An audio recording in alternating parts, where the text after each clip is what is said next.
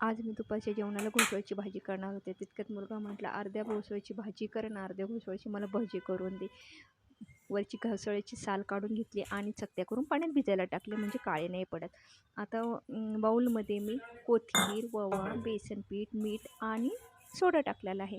जास्त घट्टसर नाही करायचं आणि जास्त पातळसुद्धा नाही करायचं, जेणेकरून हे जे घोसाळ्याला फक्त कोट बसला पाहिजे बेसन पिठाचा. आता आपण टाकून घेतलेले आहेत. आता हाय आणि मीडियम फ्लेमवरच हे भजे तळून घ्या, म्हणजे व्यवस्थित आतले घोसाळे आहेत ते पण शिजून निघते.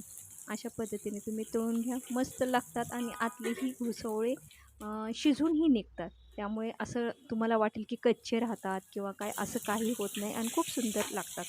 जे घोसाळ्याची भाजी खात नसेल तर त्यांनी भजे करून खा. ज्या मुलाला तर खूप आवडले भजे.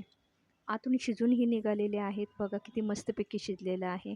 असे कच्चे वगैरे काही राहत नाही. तुम्ही बिनधास्तपणे ट्राय करा आणि मला कमेंट बॉक्समध्ये नक्की सांगा. व्हिडिओ आवडल्यास लाईक करा, शेअर करा आणि व्हिडिओला नवीन असेल सबस्क्राईब करा. धन्यवाद.